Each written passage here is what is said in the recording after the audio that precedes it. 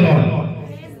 आज मैं आपसे सबसे छोटी कलीसिया की बात करूंगा। जैसे मैंने कई बार अपने प्रचार में कहा है, सबसे छोटी कलीसिया किसकी थी? यीशु मसीह की सबसे छोटी कलीसिया थी। बाइबल में बड़ी कलीसिया को तवज्जो नहीं दी जाती। पूरी दुनिया में से बाइबल बताती है कितने लोग चुन के परमेश्वर के सिंहासनों पर बैठेंगे। कितने लिखे हैं बाइबल में? 12 गोत्र। लेकिन उसके अलावा क्या लिखा है? 24 प्राचीन। अब ये देखो, इतनी बड़ी दुनिया में वो 24 प्राचीन कितने कौन से होंगे? मतलब अगर इतनी बड़ी दुनिया है तो लोग तो ज्यादा होने चाहिए ना, है ना? और एक क्वांटिटी लिखी है जो पवित्र लोगों की होगी। पवित्र लोगों की क्वांटिटी कितनी थी? 2 लाख। क्या लिखा है प्रकाशित वाक्य में? 2,24,000। कितने? अब हमारी होड़ ये होनी चाहिए कि हम उनमें शामिल हों। बहुत बड़ी बात है, बहुत बड़ी बात है। तो लेवल बहुत हाई है, लेवल बहुत ऊंचा लेवल है। उसके राज्य में जाना बहुत ऊंचा लेवल है। हम लोग बड़े बड़े पास्टर्स या बड़ी बड़ी कलीसियाओं की तरफ आकर्षित हो रहे हैं, लेकिन मैं आपको छोटी कलीसिया की बात करता हूं। बाइबल क्या कहती है? मत्ती रचित सुसमाचार उसका 10 अध्याय 1 वचन से पढ़ना शुरू करेंगे। बड़ी अच्छी बातें प्रभु ने अपने लोगों के साथ की हैं, ध्यान दीजिएगा। हाँ जी। फिर उसने अपने 12 चेलों को पास बुलाकर। कितने चेलों को बुलाया? 12। कितने? सबसे छोटी कलीसिया 12 ही विश्वासी है, वो 12 को ही पास बुलाया। हाँ जी। उन्हें अशुद्ध आत्माओं पर अधिकार दिया। क्या दे दिया? अशुद्ध आत्माओं पे अधिकार। क्या दे दिया? अशुद्ध आत्माओं पे अधिकार। ध्यान से सुनना, आशीषित चर्च वो नहीं है जिसकी गैदरिंग बहुत बड़ी है। आशीषित चर्च वो नहीं है जहां बहुत बड़ी भीड़ होती है। आशीषित चर्च वो है जहां 12 विश्वासी हैं और 12 के 12 मिनिस्ट्री में इन्वॉल्व है। ये अगर 20-50 हैं, ये आशीषित तब होंगे जब ये सारे के सारे ही प्रभु का काम करेंगे। बाइबल बताते हैं उसने 12 को बुलाया, 12 को क्या दिया? अधिकार। यानी कि वो अधिकार आपके पास भी है। आप मिनिस्ट्री का हिस्सा नहीं हो, आपके पास अपनी इंडिविजुअल मिनिस्ट्री है। आपको ये समझना पड़ेगा। लास्ट वीक में बात कर रहा था, लास्ट वीक कई लोग नहीं है, लास्ट वीक में बात कर रहा था, यू रिमेंबर? आपको याद है? प्रभु ने, ध्यान से सुनना मेरी बात, प्रभु के पास एक व्यक्ति आया, ध्यान दीजिएगा। 12 साल की लड़की थी उसकी। क्या कह रहा था वो? क्या कह रहा था? कहता मेरे घर चल, मेरी बेटी बीमार है, उस पे हाथ रख ताकि वो चंगी हो जाए। क्या कह रहा है? क्या कह रहा है? हाथ रख दे ताकि वो चंगी हो जाए। लेकिन रास्ते में एक औरत मिली, 12 साल से बीमार स्त्री। उसने नहीं कहा मुझ पे हाथ रख, उसने कपड़ा छुआ, चंगाई लेके अपने घर चली गई। मैं हमेशा कहता हूं, अगर आप ये इंतजार में रहोगे कि आपके सिर पे हाथ रखा जाए तब आप चंगे हो जाओगे, तो यू विल डाई। जैसे वो 12 साल की स्त्री, 12 साल की लड़की मर गई। डोंट वेट कि कोई परमेश्वर मेरे सिर पे हाथ रखे या परमेश्वर का दास मेरे सिर पे हाथ रखे। आप विश्वास से बढ़ के छू लो। लास्ट वीक में बात कर रहा था, प्रभु ने एलीशा के जरिए एक चमत्कार किया। रिमेंबर, ध्यान दीजिएगा। एलीशा के जरिए, एलीशा एक गांव से गुजरता था और वहां पे प्रभु ने उसके जरिए काम किया। एक स्त्री उसको अपने घर में उतारती थी और उसके लिए खाना बनाती थी। और 1.5-2 साल बाद उसे ये रियलाइज हुआ कि ये जो व्यक्ति है ये प्रभु का बंदा है, क्यों ना हम इसके लिए ऊपर कोठरी बना दें। बाइबल बताती है जब एलीशा बहुत खुश हो गया, एलीशा ने कहा मैं उससे बहुत खुश हूं, बता मैं तेरे लिए क्या करूं।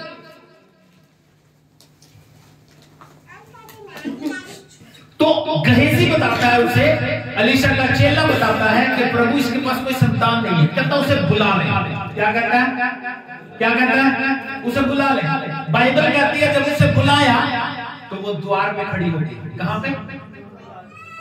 एलीशा का मंजा बिस्तरा लगा हुआ है, अलीशा मंजे पे है और वो स्त्री द्वार पे खड़ी है। कहां खड़ी है? मेरी तरफ ध्यान दो, दरवाजे पे खड़ी है। अलीशा कहता आने वाले समय में तू अपनी छाती से एक बेटे को लगाएगी। अब सवाल इसमें ये था क्या अलीशा ने उसके सिर पे हाथ रखा? आज पॉपुलर होने के लिए ले हैंड आ गया। किस लिए है ये? फेमस होने के लिए। किस लिए? मुझे बताओ, यीशु मसीह ने कितने चमत्कार किए? बहुत। लेकिन उनमें से कितने हैं जिन पे हाथ रखा उसने? कितने हैं? 2-3 होंगे जिनको छुआ। सर पे हाथ रखना, ले हैंड कहां से आ गया? ले हैंड इज नॉट इंपॉर्टेंट। ले हैंड, अपने साथ वाले से बोलो, ले हैंड जरूरी नहीं है। ले हैंड के लिए पैसे पे कर रहे हैं लोग, ले हैंड के लिए पे कर रहे हैं, पैसे दे रहे हैं ले हैंड के लिए। How foolish. अपने घर पे बैठो, मैं सच बता रहा हूं, 3 घंटे दुआ करना शुरू कर दो, आपको ले हैंड की जरूरत नहीं है। अब अपने घर पे बैठो, विश्वास करो, प्रभु के चरणों में बैठ जाओ, प्रभु मुझे ये चाहिए। हमारे एक पास्टर जी होते थे, पास्टर रोशनलाल के कुड़म, जो पास्टर रोशनलाल की बहन है, उनके ब्याही भी है मलेरकोटले के पास। उन्होंने दरवाजा बंद कर लिया, कहना प्रभु मैं तुम देखना। 3 दिन तक बाहर नहीं निकले, बिना खाए पिए कमरे में अंदर। जब आप कुछ करोगे ना तो प्रभु भी कुछ करेगा। बाइबल कह रहा हूं, सॉरी, उनकी हिस्ट्री बताती है कि यीशु मसीह उनसे मिलने के लिए आए। ना सिर्फ उन्होंने देखा, उन्होंने अपने रूम में देखा, रूम की जो दरारें थी उनमें से लाइट बाहर जा रही थी। बाहर वाले लोगों को भी पता चल गया कि अब ये बाहर आएगा, ये यीशु मिलने आ गया। जब आप कुछ करोगे ना, एफर्ट्स लगाओगे तो काम होएगा। तो अब ये बात समझो, आपके पास अधिकार है, आपके पास, तो आपको ले हैंड की जरूरत नहीं है, क्योंकि ये बिब्लिकली नहीं। क्या कहती है बाइबल आगे? हाँ जी, उन्हें अधिकार दिया। हाँ, क्या अधिकार दिया? सुन लो, अशुद्ध आत्माओं पर अधिकार दिया। अशुद्ध आत्माओं पे आपको अधिकार है, और सब प्रकार की बीमारियों, सारी बीमारियों पे आपको अधिकार है, और सब प्रकार की दुर्बलताओं को दूर करे। क्या करने के लिए आपको अधिकार है? सब दुर्बलताओं। ये अधिकार एक अच्छी कलीसिया का है। मेरे दिल में एक सवाल था, कब तक मैं विश्वासी बन के रहूंगा? मेरे दिल में एक सवाल था, कब तक मैं विश्वासी बन के रहूंगा? मैं प्रभु के लिए कुछ करना चाहता हूं। मैंने पहले भी कहा, ध्यान दीजिएगा, एक हेल्दी कलीसिया कौन है? हेल्दी कलीसिया जहां सारे ही पास्टर होते हैं, जहां यीशु मसीह की कलीसिया सबसे छोटी, 12 लोगों की, 12 के 12 प्रभु के दास हैं। प्रभु ने 12 को अधिकार दिया, 12 के 12 जाके प्रभु का काम कर रहे हैं, प्रभु का काम कर रहे हैं। आपको चाहिए कि आप अपने जीवन पे कंसंट्रेट करें। क्या करना है? दूसरे की जिंदगी को मत देखो। देखो, मदन जी ने क्या पहनना है ये उनकी पर्सनल चॉइस है, उनकी पर्सनल चॉइस है। वो दाढ़ी कैसे रखना चाहते हैं, फ्रेंच कट रखनी है, क्लीन शेव होनी है, ये उनकी पर्सनल चॉइस है। ओके, मानो जीन्स पहनना चाहती है, पजामा पहनना चाहती है, ये इसकी पर्सनल चॉइस है। नोबडी के इस पे कमेंट करे, इस पे कोई कमेंट करे, इससे किसी को कोई मतलब नहीं होना चाहिए, क्योंकि आप अपनी, लेकिन होना क्या चाहिए? व्यक्ति को अपने जीवन को देखना चाहिए। मैं क्या कर सकता हूं? मैं क्या कर सकता हूं? मैं प्रभु के लिए क्या कर सकता हूं? लोग आज प्रॉब्लम क्या है, दिक्कत क्या है, ये लोग इन्हीं बातों में उलझ के रह गए हैं कि दूसरे को कैसे सही करें, इन्हीं बातों में उलझ के रह गए हैं कि दूसरे को राइट कैसे करें। आपके पास ये अथॉरिटी नहीं, आप अपने आप को राइट करो। एक सवाल आपके जीवन में ये होना चाहिए कि मैं जैसे जी रहा हूं, क्या मैं स्वर्ग जाऊंगा? बजाय इसके कि मैं दूसरे को देखूं। प्रभु ने इन 12 को सेट किया, कहते हैं प्रभु का काम करो। दुनिया में ये नहीं नोट करना कि कौन क्या पहन रहा है, कौन क्या कर रहा है, इसको छोड़ो, इसको छोड़ो। आप ये देखो कौन दुखी है, कौन बीमार है, तुम्हें अधिकार क्या मिला है? बीमारों को चंगा करो, प्रॉब्लम्स को हल करो। लेकिन लोग क्या कर रहे हैं? दूसरे में कमियां, दूसरे में प्रॉब्लम्स, छोड़ो परे। आपको अथॉरिटी यह है कि आप उनको हील करो, आप उनको ब्लेस करो, आप उनको चंगा करो। लेकिन इन लोगों को चाहिए कि ये सिर्फ चुगलियां करते रहे, ये एक दूसरे की बातें करते रहे। डोंट डू इट, ये बाइबल नहीं कहती। और बाइबल यहां पे बताती है, यीशु मसीह के चेलों के नाम भी लिखे हैं, 12 चेलों के नाम लिख दिए गए। लेकिन हम 5 वचन से पढ़ना शुरू करेंगे। क्या कहती है बाइबल? मिनिस्ट्री की इंपॉर्टेंस, मिनिस्ट्री कैसे होती है और आज के जमाने में कैसे हो रही है। देखिए, हाँ जी, बाहरों को यीशु ने यह आज्ञा देकर भेजा, हाँ, अन्य जातियों की ओर न जाना, अन्य जातियों की ओर ना जाना। हाँ जी, और सामरिया के किसी नगर में प्रवेश न करना। ये क्यों लिखा गया है सुन लीजिए, ध्यान दीजिएगा। यीशु मसीह कभी भी कल्चर के बाहर नहीं जाते थे। कल्चर के बाहर यानी जहां पे वो पैदा हुए हैं उनके कल्चर में यहूदी लोगों से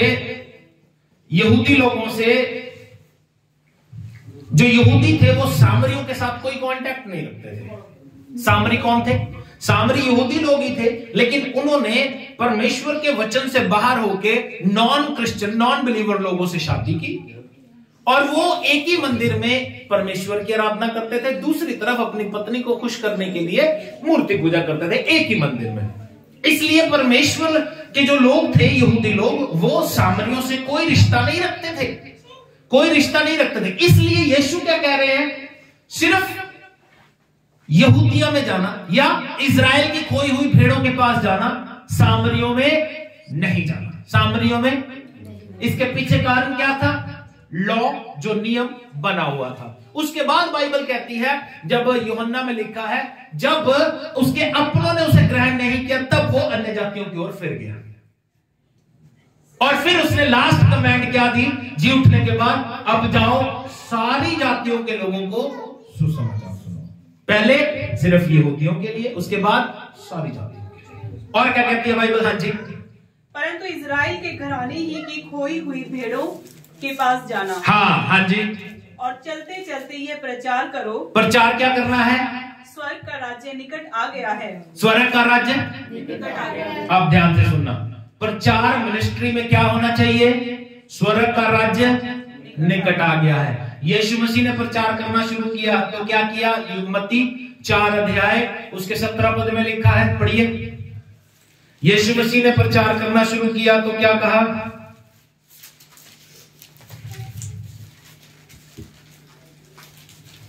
उस समय से यीशु ने प्रचार करना और यह कहना आरंभ किया, मन फिराओ क्योंकि स्वर्ग का राज्य निकट आ गया है। यीशु ने क्या प्रचार किया? मन फिराओ, स्वर्ग का राज्य। और यहाँ पे चेलों को क्या आज्ञा दे रहे हैं? क्या प्रचार करना है? स्वर्ग का राज्य। यूहन्ना बपतिस्मा देने वाले ने प्रचार शुरू किया, क्या कहना शुरू किया? मन फिराओ, स्वर्ग का राज्य। लेकिन आज का प्रचार क्या है? आपको आशीष मिलेगी, बंगला मिलेगा, वीजा लग जाएगा, अमेरिका चले जाओगे, कनाडा चले जाओगे, तौबा करने की जरूरत। लेकिन प्रचार क्या है? इसीलिए लोग यीशु मसीह के साथ सही रीति से नहीं चलते, क्योंकि हम लोगों को यह कह के लेके आते हैं प्रभु तुम्हें चंगा कर देगा। डोंट टेल देम कि प्रभु तुम्हें चंगा कर देगा। उनको कहो तौबा करो, बपतिस्मा लो, तुम्हारी जिंदगी बच जाएगी। तो ऑटोमेटिकली प्रभु उनको चंगा भी करेगा। यीशु मसीह ने क्या कहा? एक बीमार आया और यीशु मसीह ने कहा जा तेरे पाप माफ हुए। क्या कहा? लोग कहने लगे ले ये कैसे पाप माफ कर सकता है? पाप तो सिर्फ खुदा माफ कर सकता है। वो कहना क्या चाहता था? वो यही कहना चाहता था कि मैं खुदा हूं, मुझे पाप माफ करने का अधिकार है। आपके पास डिसीज, प्रॉब्लम, बीमारी, तकलीफ, प्रॉब्लम कब आती है? व्हेन यू आर डूइंग सिन। जब पाप माफ हो गए तो आप चंगे हो गए। इसलिए यीशु क्या कहते हैं? पहले जा तेरे पाप माफ हुए, जा तेरे पाप माफ हुए। और बाइबल कहती है मैसेज क्या है? मैसेज क्या है? डोंट बी सिक, मन फिराओ, मन फिराओ। ये मैसेज आपको लोगों तक पहुंचाना है। डोंट टेल देम कि प्रभु तुझे चंगा कर देगा, प्रभु तुझे घर दे देगा, प्रभु तुझे बंगला दे देगा। नहीं, अगर नहीं मिलेगा तो फिर दिक्कत होगी। लेकिन अगर उद्धार की बात करेंगे कि प्रभु तुझे मुक्ति देगा, उद्धार देगा, तो वो डेफिनेटली मिलेगा यीशु पे विश्वास करने से। ओके? और क्या कहती है बाइबल? हाँ जी, बीमारों को चंगा करो, बीमारों को चंगा करो, मरे हुओं को जिलाओ, मरे हुओं को जिलाओ, कोढ़ियों को शुद्ध करो, कोढ़ियों को शुद्ध करो, दुष्ट आत्माओं को निकालो, दुष्ट आत्माओं को निकालो। तुमने सेंत में पाया है, सेंत में दो। तुमने क्या पाया है? सेंत में क्या होता है? मुफ्त में। कैसे पाया आपने? कैसे पाया? लेकिन दे कैसे रहे हैं? 50,000 दे कैसे रहे हैं? दे कैसे रहे हैं? यीशु मसीह को ज्वाइन करने के लिए कोई मेंबरशिप फीस थी? आज क्यों है? बात को समझो, बात को समझो, गलत कहां हो रही है कलीसिया? क्योंकि सिद्ध कलीसिया कौन सी है? जो सारे प्रभु का काम करे। क्या करें? सारे प्रभु का। मेरी बात समझना, एक बात बोलना चाहता हूं। कई लोगों ने मेरे साथ अच्छा नहीं किया, कई लोगों ने मेरे साथ अच्छा नहीं किया। मेरे पास भी ऑप्शन है। मुझे गुस्सा आता है कि मैं उनको दिखाऊं कि तुम्हारी औकात क्या है। मुझे गुस्सा आता है, लेकिन as a man of God, एक मसीह पास्टर होने के नाते मुझे ये शोभा नहीं देता, मुझे ये। और अगर मैं करता हूं तो जीता तो फिर भी वही ना। अगर मैं ये कर रहा हूं तो कौन जीता? वो क्या कहेगा कि देखो मेरे लेवल पे आ गया। अगर मैं उसके लिए बुरा कर रहा हूं तो बदला कौन? मैं। कैसे बदल गया? अच्छे से बुरे में बदल गया, अच्छे से। ये कुछ ऐसा है जैसे एक सुअर मिट्टी में कूद रहा है, चिक्कड़ में कूद रहा है, छलांगे लगा रहा है, बड़ा एंजॉय कर रहा है सुअर। और मैं उसके पास से गुजर रहा था, एक छिट्टा मेरे ऊपर पड़ गया। अब मेरे पास दो ऑप्शन है, या तो मैं चुप करके चला जाऊं या उसका बदला लूं। अब उसका बदला लेने के लिए मुझे कीचड़ में जाने के बाद क्या होगा? वो एक छिट्टा पूरी शर्ट गंदी कर देगा। अब एक बात समझो, वो तो पहले ही गंदा है, मैं भी गंदा हो गया। तो मुझे लास्टली अल्टीमेटली जीतेगा कौन? वो अगला व्यक्ति। लेकिन होना क्या चाहिए? मैं जहां पे हूं यहीं पे रह के उससे बदला ले सकूं। अब वो कैसे होगा? जब मैं प्रभु के साथ सही होऊंगा, बस फिर प्रभु अपने आप काम करता रहेगा। ऑप्शन आपका है। दिल मेरा भी टूटता है, दिल मेरा भी उदास होता है, लेकिन हमें प्रभु का काम करना है, बस प्रभु के काम में लगना। अब हम निकाल क्या लेंगे? आप किसी को खुश नहीं कर सकते। यहां पे लिखा आगे,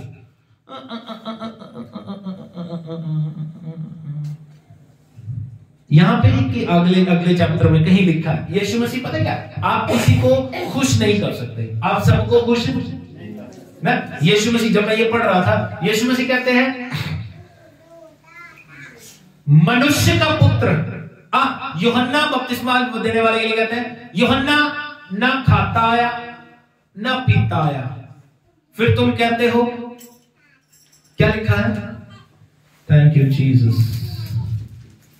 हाँ, 11 अध्याय के 18 पद में लिखा है, क्योंकि यूहन्ना ना खाता आया और ना पीता आया, और वे कहते हैं उसमें दुष्ट आत्मा। मैं क्या कह रहा हूं? आप सबको खुश है? सबको खुश है? सबको खुश है? सबको खुश नहीं कर सकते। प्रभु कह रहे हैं, कहते हैं यूहन्ना ना खाता आया ना पीता आया, तुम क्या कहते हो? उसमें दुष्ट आत्मा है।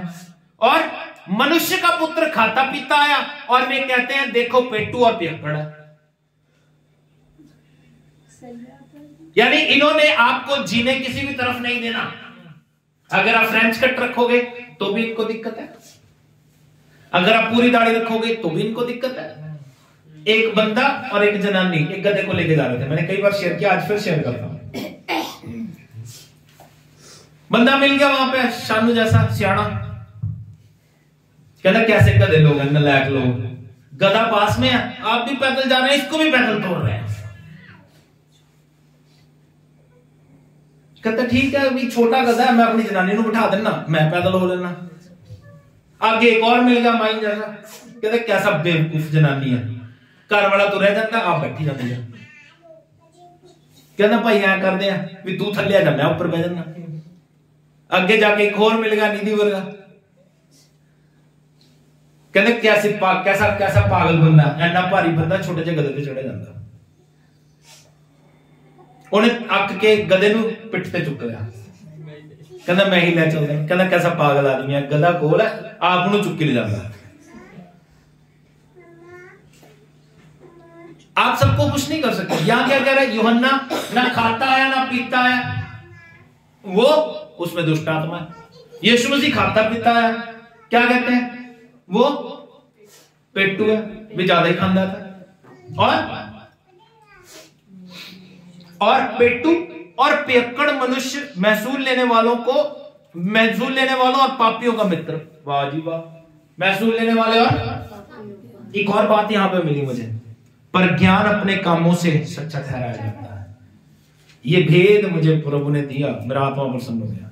ज्ञान क्या होता है? अपने कामों से सच्चा ठहराया। ज्ञान होना बहुत जरूरी है और उसको कामों में दिखाना बहुत जरूरी है। आज लोग प्रचार कर रहे हैं, लोग वचन सुना रहे हैं, लेकिन अपने कामों में प्रैक्टिकली दिखा नहीं रहे। कई लोग मुझे कहते हैं तेरी उसके साथ संगति, तेरा उसके साथ उठना बैठना ठीक नहीं है। I'm agree। लेकिन बाइबल कहती है यीशु मसीह पापियों का मित्र है। अगर मैं पापियों से कट ऑफ होऊंगा तो उनको वचन कैसे सुनाऊंगा? हाँ, लेकिन यह है कि मुझे उनके जैसे काम नहीं करने। अगर मेरा कोई नॉन शराब पीता है तो मुझे शराब नहीं पीनी। अगर मेरा कोई नॉन लड़ाई कर रहा है, चोरी कर रहा है, तो मुझे चोरी नहीं करनी। ये नहीं कि उनको छोड़ देना, क्योंकि ये आपके परिवार में भी हो सकते हैं, ये लोग आपके रिश्तेदारों में भी ये लोग हो सकते हैं। हमारा मेन मकसद है इनको जीतना। यीशु ने क्या किया?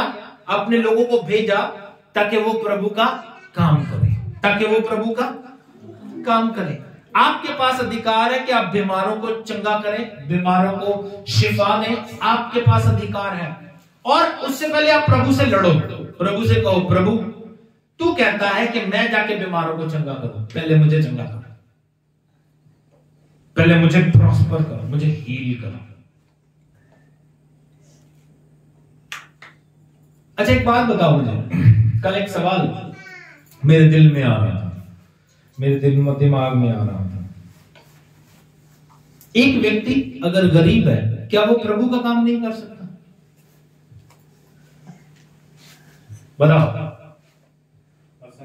कर सकता कि नहीं कर सकता? पौलुस पहले अमीर था, लेकिन बाद में कोई बड़ी बात नहीं थी। पौलुस क्या कहता है? हम दिखते तो कंगाल से हैं। क्या कहता है? लेकिन बहुतों को धनी बना देते हैं। हम चाहे कंगाल हैं, इसी तरह मेरी बात समझना, इब्राहिम के कोई संतान नहीं थी, इब्राहिम के, लेकिन इब्राहिम के दुआ करने से बहुतों की कुखें खुली, लेकिन उसके अपने घर में कोई संतान। इसका मतलब ये नहीं है कि अगर मेरे पास पैसा नहीं है तो मैं आपके लिए ब्लेसिंग नहीं बन सकता। मैं बन सकता हूं। अगर आपके पास ब्लेसिंग नहीं है तो आप किसी के लिए आशीष बन सकते हैं। ये जरूरी नहीं है कि आप गरीब हो तो प्रभु का काम नहीं कर सकते, कर सकते हो, क्योंकि प्रभु कभी भी अमीर या योग्य लोगों को नहीं बुलाता। ध्यान दीजिएगा, प्रभु कभी योग्य लोगों को नहीं बुलाता, वो अयोग्य लोगों को बुलाता है और योग्य बनाता है, योग्य बनाता है। आज मैं आपको सेवकाई के लिए इंकरेज करना चाहता हूं। मालूम है आपको, मैंने पहले भी शेयर किया था, ध्यान दीजिएगा, पास्टर भेड़ों को पैदा नहीं करता, पास्टर भेड़ों को, भेड़ें भेड़ों को पैदा करती हैं। अब एक सवाल अपने आप से आज पूछो कि आप में से कितने लोग कितनी रूहों को बचाकर आज तक लेके आए हो? एक व्यक्ति ने इस चर्च को छोड़ा और उसका कहना यह है कि चर्च की ग्रोथ नहीं हो रही। तो मेरा सवाल यही था उससे, आज तक तू कितने लोगों को लेकर आया? एक को भी नहीं। हाँ, ये एक्सक्यूज हो सकता है, मैं काम कर रहा हूं, मैं वचन सुना रहा हूं। सिर्फ एक ही बंदे को चिपक के वचन सुनाना इज नॉट गुड। मैं ऐसे लोगों को जानता हूं, यीशु मसीह का क्रेजीपन देखा, यीशु मसीह का पागलपन देखा। यीशु मसीह सुबह ही निकल जाते थे, शाम तक गांव गांव, बस्ती बस्ती, घर घर जाके सुसमाचार सुनाते थे। शाम तक घर आते थे, रात को दुआ में बैठ जाते थे। ये बोझ हमारे लोगों में नहीं है, क्योंकि उनको लगता है हम ठीक है, फिर हम एंजॉय कर रहे हैं, काफी है।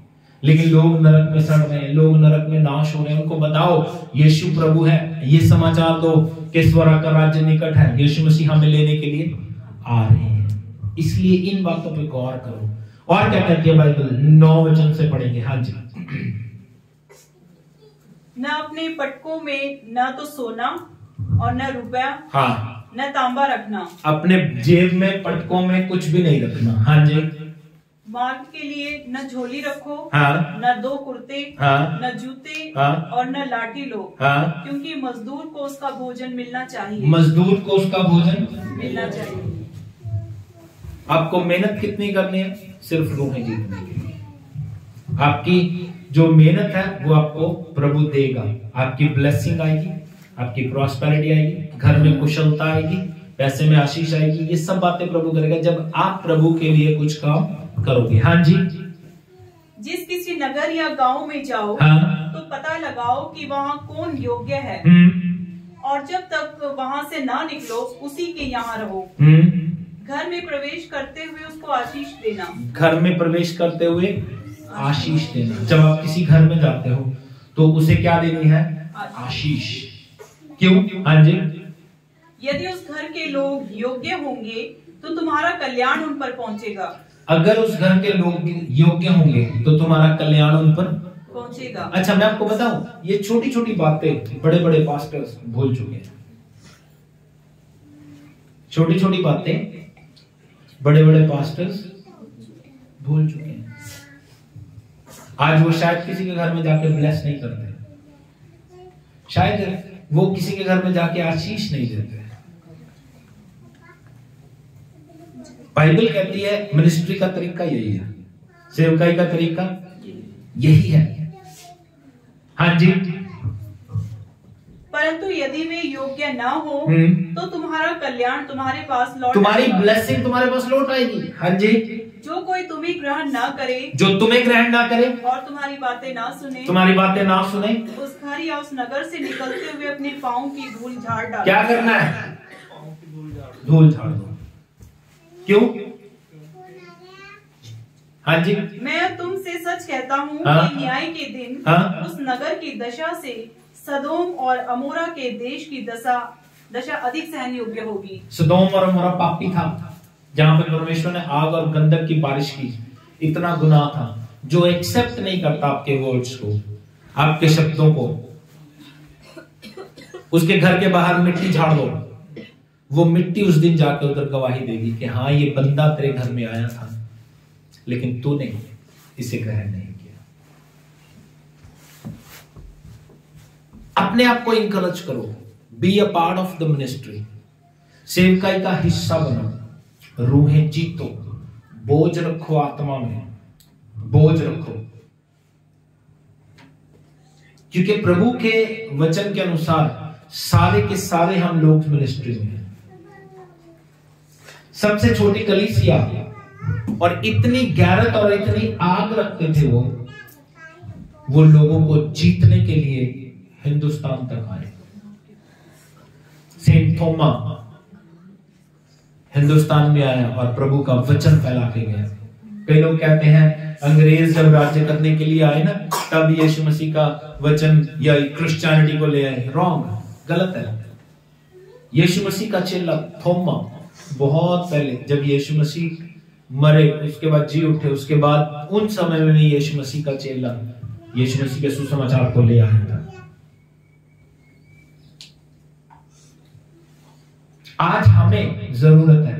देखिए, आपके कितने रिश्तेदार होंगे जो आज भी अंधेरे में हैं। अब कभी उनके लिए प्रेयर करते हैं, कभी उनको वचन सुनाते हैं कि प्रभु आपसे प्यार करता है, उनकी जिंदगी में कार्य हो, उनकी जिंदगी में बदलाव आए। ऐसा कोई एफर्ट्स लगा रहे हैं या सिर्फ अपने रिश्ते निभा रहे हैं? ठीक है, तू भी आ रहा, मैं भी आ रहा हूँ, ठीक है, तू भी अंधेरे में है, मैं भी अंधेरे में हूँ, ठीक है। ऐसा नहीं होना चाहिए। हमें चाहिए कि हम प्रभु के वचनों के साथ चलें, और आप अपने आप को इंकरेज करो कि आपके आसपास जो रूहें हैं, आप उनको बचाओ, आप उनको बचाओ, उनको बचाने का प्रयत्न करो। आपके आस पड़ोस में, आपके परिवार में, आपके रिश्तेदार, कई लोग शराब में डूबे पड़े हैं, कई लोग नशों में हैं, कई लोग दिक्कतों में हैं। उनको वचन सुनाओ परमेश्वर का, ताकि उनके जीवन बदले। ना सिर्फ अन्य जातियों के लिए, ध्यान दीजिएगा मेरी तरफ। यीशु मसीह ने कहा सिर्फ इजराइल की खोई हुई भेड़ें, ये लिखा। क्या लिखा? मालूम है आपको, आज भी इजराइल की खोई हुई भेड़ें हैं।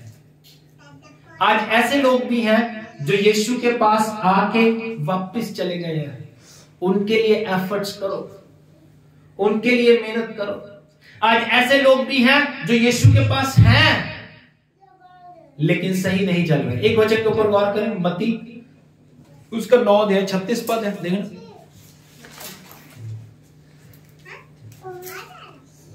जब उसने भीड़ को देखा, हाँ, तो 9:36 सुनिए, ये वाली सेवकाई भी आपको करनी पड़ेगी। हाँ जी।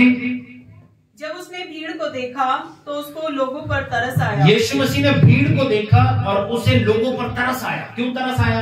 क्योंकि वे उन भेड़ों के समान। कौन सी भेड़ों के समान है? जिनका कोई रखवाला ना, जिनका कोई रखवाला ना हो, व्याकुल और भटके हुए से थे। व्याकुल और भटके हुए। आज भी लोग हैं जिनका कोई पास्टर नहीं है, बस भटक रहे हैं। आज भी लोग हैं जिनका कोई पास्टर नहीं है। उनको भी एक अच्छी कलीसिया देना आपका काम है, आपका काम है, आपका काम है।